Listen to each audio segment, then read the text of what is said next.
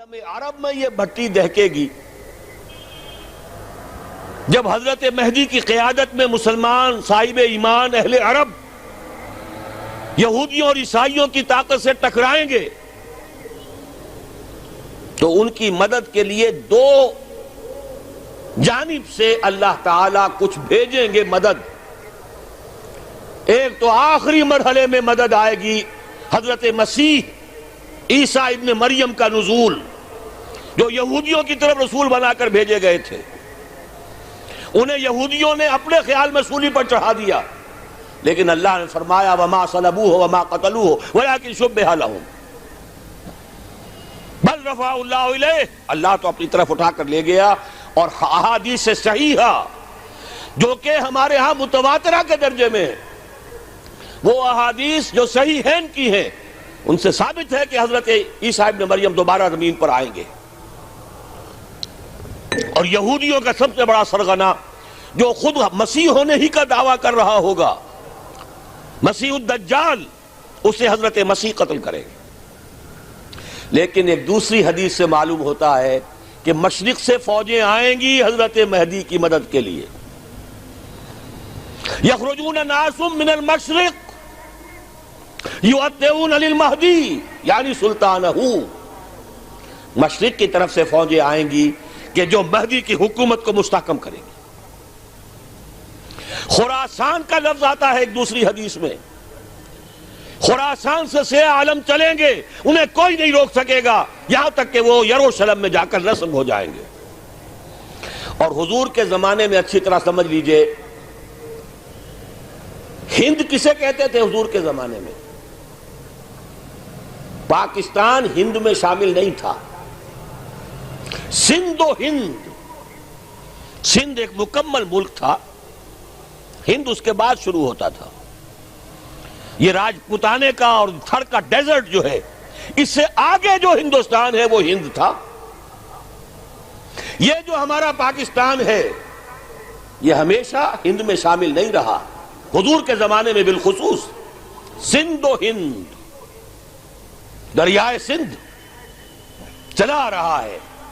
یہ ساری ٹریبیوٹریز جو پنجاب کے اندر اس کی ہیں، یہ سب ایک علیحدہ ملک ہے جو اس زمانے میں سندھ کہلاتا تھا. اور نمبر دو یاد کیجئے، اس زمانے میں خراسان ایک علاقہ تھا جس میں موجودہ افغانستان کا 2/3، تھوڑا سا حصہ ایران کا، اور جہاں تک میں تحقیق کر سکا ہوں آج تک پاکستان کا بھی علاقہ، خاص طور پر مالاکنڈ ڈویژن جو اس خراسان میں شامل ہے. خراسان سے سیاہ عالم چلیں گے جو جا کر یروشلم میں نصب ہوں گے. یہاں بھی ایک نقطہ نوٹ کر لیجئے، پہلے بھی یروشلم ہم سے چھینا تھا. کس نے چھینا تھا؟ عیسائیوں نے، کروسیڈرز. واپس کون لیا؟ کس نے لیا؟ عربوں میں دم نہیں تھا، عرب عیاشیوں کی وجہ سے کھوکھلے ہو چکے تھے. واپس لینے والا صلاح الدین ایوبی، کرد خون. اب دوبارہ یروشلم لیا جا چکا. چھینا کن سے گیا؟ عربوں سے. عرب واپس لے سکتے ہیں؟ کوئی اندیشہ اگر ہو سکتا تھا عراق کے بارے میں کہ شاید اس کے ایٹمک دانت نکل آئے، جو سازش کی گئی، جس طرح اس احمق اور پاگل صدام حسین کو دام میں پھنسایا گیا. صدام، 100 جال، دام کہتے ہیں جال کو، 100 اس میں جو پھنسا ہے تو اگلا پچھلا کھایا پیا سب اگلوا لیا. اور ہے ہی کون؟ اس کے پاس ایٹمک ہتھیاروں کا ذخیرہ موجود ہے، اور کسی کے وہ ایٹمک دانت بھی نکلنے نہیں دے رہے. پاکستان کے اوپر کتنا دباؤ، اور ہمیں نہیں پتا کتنا کچھ دباؤ قبول کیا جا چکا. یہ تو سبھی مانتے ہیں. کیپ کر دیا گیا، روک دیا گیا، آگے تو نہیں بڑھ رہا، یہ تو سبھی مانتے ہیں. رول بیک بھی ہو گیا یا نہیں کچھ پتہ نہیں. لیکن کسی صورت یہ نہیں تسلیم کریں گے، قبول کریں گے کہ کسی مسلمان ملک کے پاس ایٹم بم آ جائے۔ یہودیوں کے پاس ذخیرہ موجود، سب جانتے ہیں۔ بہرحال یہ جان لیجئے اس علاقے سے امید ہوتی ہے سندھ اور خراسان، حالات بہت خراب ہیں ہمارے، اور حالات بہت خراب ہیں افغانستان کے بھی، لیکن حالات کے بدلتے اللہ تعالیٰ کی مشیت کے تحت دیر نہیں لگا کرتی۔ سیرت نبوی میں مجھے نظر آتا ہے سن 10 میں، 10 نبوی، ہجرت سے 3 سال پہلے، 2.5 سال پہلے، کہیں سے کوئی امید کی کرن نظر نہیں آتی تھی کہ عرب میں اسلامی حکومت قائم ہو جائے گی۔ 10 برس ہو چکے محمد الرسول اللہ کو دعوت دیتے ہوئے، اور ابھی تک بمشکل 125 آدمی ہے، اپنے بل پر، اپنے طاقت پر مکے میں رہ بھی نہیں سکتے۔ کیسے ہو جائے گا؟ کہاں سے ہو جائے گا؟ میں آج پوچھتا ہوں، کوئی شخص بتائے، کہیں سے کوئی امید کی کرن اس وقت نظر آتی ہے؟ اس ماحول میں لے جائیے۔ اگلے 3 سال میں کیا ہو گیا؟ پہلے سال 6، اگلے سال 12، اس سے اگلے سال 72، اور بیعت عقبہ ثانیہ، ہجرت، اور وہاں سے اب حضور کی طرف سے شروع ہو گیا انیشیٹو۔ تو ہم نہیں کہہ سکتے، اللہ تعالیٰ کی قدرت، اللہ کی مشیت۔ یہ یقین ہے کہ دنیا کے خاتمے سے پہلے نظام خلافت قائم ہوگا، اور تمام دنیا میں ہوگا۔ ظاہر ہے کہیں پہلے کسی ایک جگہ سے ہوگا، جیسے حضور کے زمانے میں ہوا۔ اگر بیک وقت پوری دنیا میں ہو سکتا تو حضور کے دست مبارک سے ہوتا۔ اگر حضور کے دست مبارک سے بھی ایک ملک میں ہوا، جزیرہ نماء عرب میں ہوا، پھر حضور کے امتی ہیں نا، ابو بکر ہیں، عمر ہیں، عثمان ہیں، صحابہ کرام کی فوجیں نکلی ہیں، امتی ہیں، امتیوں کے ہاتھوں اس کی توسیع ہوئی۔ اب بھی یہی ہوگا، کسی ایک علاقے میں ہوگا۔ میرا گمان ہے، میں یہ یقین سے نہیں کہہ سکتا، گمان بھی میرا ان احادیث کی روشنی میں ہے جو میں نے آپ کو بتا دی اور موجود ہے اس کتابچے کے اندر۔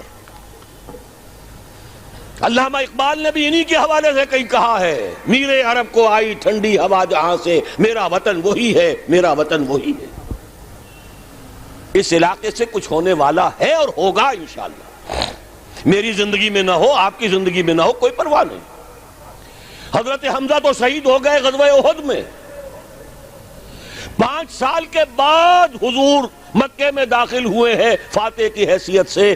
حضرت حمزہ کی نگاہوں نے، ان آنکھوں نے تو نہیں دیکھا، عالم ارواح میں اللہ نے کیا مشاہدہ کرایا ہوگا انہیں، وہ تو ہمیں معلوم نہیں۔ بعض صحابہ شہید کر دیے گئے مکے ہی میں۔ بہت بڑی کامیابی۔ اپنی جان لگا دیں، اپنے آپ کو کھپا دیں، اپنے آپ کو مٹا دیں۔ جس طرح روڑی کوٹ کر بنیادوں میں بھر دی جاتی ہے، ہماری ہڈیوں کا چورا بنا کر اور ہمارے خون کے اندر اسے گوندھ کر اگر وہاں ڈال دیا جائے، اس سے بڑی سعادت کوئی نہیں۔ اس پر تعمیر ہو خلافت علی منہاج النبوہ کی، ہم اس کی بنیاد کے اندر دفن ہو جائیں، یہی بہت بڑی سعادت ہے۔ لیکن یہ ہوگا، میں نے عرض کیا تھا کہ یقین ہے مجھے کہ ہوگا، اور ہر صاحب ایمان کو یقین ہونا چاہیے کہ ہوگا۔ باقی یہ کہ یہ آثار ہیں اور احادیث بھی ہیں، اور 400 برس کی تاریخ بھی بتاتی ہے کہ یہیں سے ہوگا۔ 1000 برس تک سارے مجددین امت عالم عرب میں پیدا ہوئے۔ 11ویں صدی کا مجدد اعظم شیخ احمد سرہندی کہاں دفن ہے؟ سرہند میں، ہندوستان میں۔ 12ویں صدی کا مجدد اعظم شاہ ولی اللہ دہلوی کہاں دفن ہے؟ دہلی میں۔ 13ویں صدی کا مجدد اعظم سید احمد بریلوی، ان کی تو قبر بھی معلوم نہیں، لیکن ان کا خون جذب ہوا دریائے کنہار میں، اور ان کے سینکڑوں ساتھیوں کی لاشیں اس بالاکوٹ کے مقام پر۔ 14ویں صدی کے مجدد اعظم شیخ الہند، لیکن ان کے ساتھ ساتھ اتنے اعظم رجال علامہ اقبال جیسا مفکر، مولانا مودودی جیسا مصنف، مولانا الیاس جیسا مبلغ، کہیں اور ہمیں دکھا دیجئے آپ۔ میں کل کہیں عرض کر رہا تھا، دیکھیے پہلے جو ہے 1000 برس تک ہر خیر ہندوستان میں باہر سے آ رہا تھا۔ معین الدین اجمیری باہر سے آ رہے ہیں، شیخ علی حجویری باہر سے آ رہے ہیں، سندھ میں جتنے اولیاء دفن ہیں سب کے سب باہر سے، ایران سے چلے آ رہے ہیں۔ لیکن جیسے ہی 11ویں صدی شروع ہوئی، ریورس ہو گیا آرڈر۔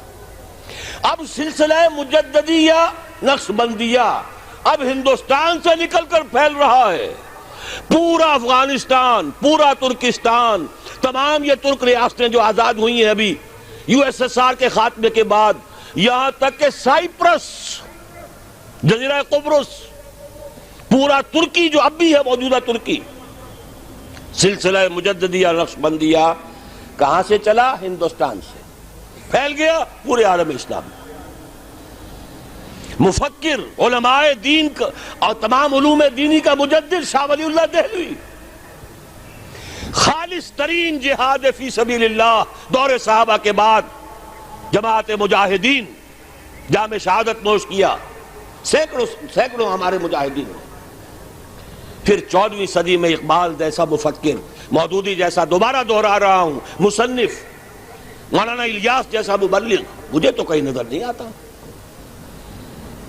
تمام مسلمان ممالک آزاد ہوئے، کہیں اسلام کا نام نہیں لگا، نہ سیوکارنوں نے نعرہ لگایا، نہ کہیں کسی اور نے نعرہ لگایا۔ عربوں نے بھی عرب نیشنلزم کا نعرہ لگایا، اسلام کا نعرہ نہیں۔ تحریک پاکستان میں نعرہ لگا، پاکستان کا مطلب کیا؟ لا الہ الا اللہ۔ صبح عرض کر چکا ہوں، تحریک خلافت پوری دنیا میں کہیں نہیں، صرف بر عظیم پاک و ہند میں۔ اور کیسی تحریک خلافت کہ ہندو شریک ہوئے، گاندھی شامل ہوا، پورے ہندوستان کو جس نے گنجا دیا۔ یہ دوسری بات ہے کہ جب خود مصطفیٰ کمال نے ختم کر دیا تو اب کیا کرتے؟ مدعی سست گواہ چست۔ نوٹ کرنے کی بات ہے، کچھ آثار ہیں، 400 سال کی تاریخ ہے، بتا رہی ہے پاکستان کا قیام خود ایک معجزہ۔ یہ ساری چیزیں مشیت ایزدی میں کسی بڑے خیر کا پیش خیمہ ہے، مقدمہ۔